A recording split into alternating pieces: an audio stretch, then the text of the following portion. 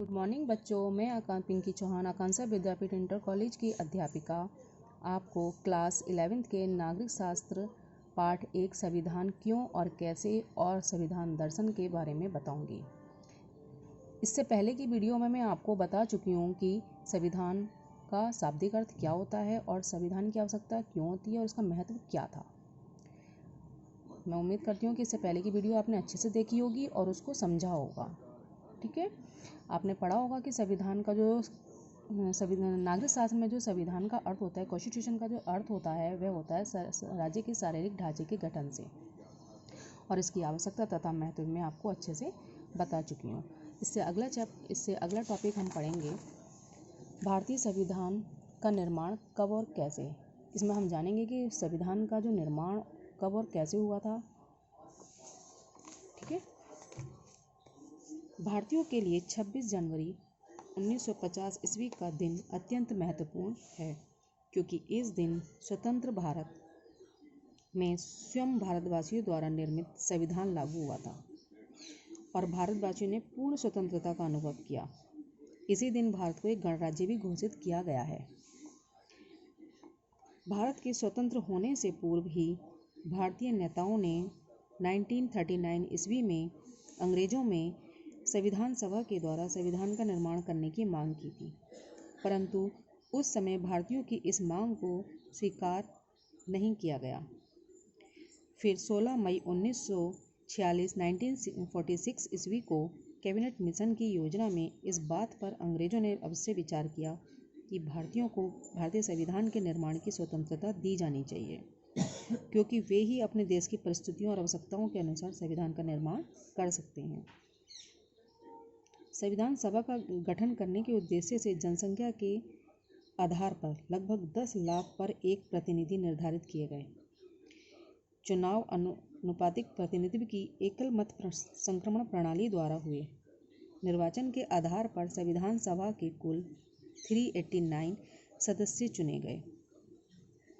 बाद में पाकिस्तान के अलग होने पर 389 सदस्यों में से 79 सदस्य अलग हो गए। इन सदस्यों के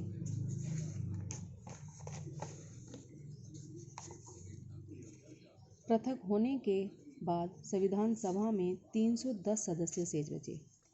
इन्हीं सदस्यों को संविधान निर्माण का कार्य सौंपा गया। संविधान सभा का प्रथम अधिवेशन 9 दिसंबर 1946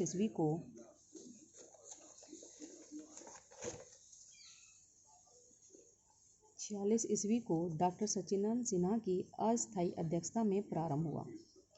इसमें मुस्लिम लीग के सदस्यों ने भाग नहीं लिया। बाद में 11 दिसंबर 1946 को डॉक्टर राजेंद्र प्रसाद संविधान सभा के स्थायी अध्यक्ष चुने गए। इसमें कुछ समितियां बनी। जो संविधान सभा की समितियां बनी थी वो थी, संविधान सभा के अंतर्गत विभिन्न समितियों का गठन किया गया, जैसे प्रक्रिया समिति, वार्ता समिति, संचालन समिति, कार्य समिति, अनुवाद समिति, सलाहकार समिति, संघ समिति, वित्तीय मामलों की समिति, झंडा समिति, भाषा समिति, प्रारूप समिति आदि।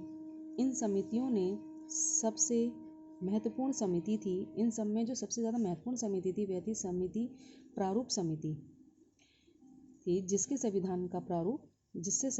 संविधान का प्रारूप तैयार किया था। संविधान का प्रारूप तैयार करने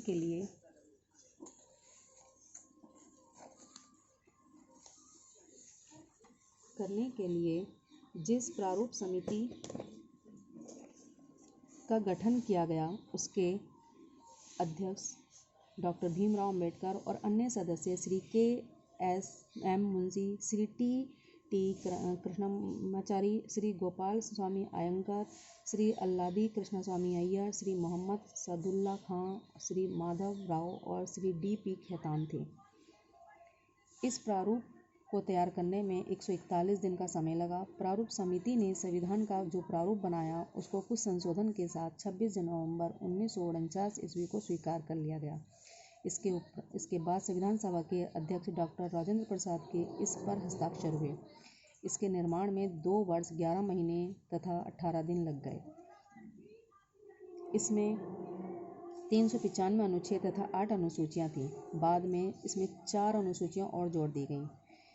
9वीं अनुसूची प्रथम संवैधानिक संशोधन में सन 1951 ईस्वी में, 10वीं अनुसूची 35वें संवैधानिक संशोधन में 1975 ईस्वी में, 11वीं अनुसूची 73वें संवैधानिक संशोधन में अप्रैल में व 12वीं अनुसूची 74वें संविधान संशोधन के आधार पर जून 1993 ईस्वी में जोड़ दी गई। इसके बाद संशोधनों के बाद इस संशोधन के बाद 2000 को यथाविद्यमान संविधान में 395 अनुच्छेद और 12 अनुसूचियां हो गई। दिसंबर 2014 तक संविधान का 99वां बार संशोधन हो चुका है। भारत के संविधान को 26 जनवरी 1950 को विधिवत तरीके से लागू कर दिया गया। इसके साथ ही भारत का एक संपूर्ण प्रभु संपन्न गणराज्य बन गया।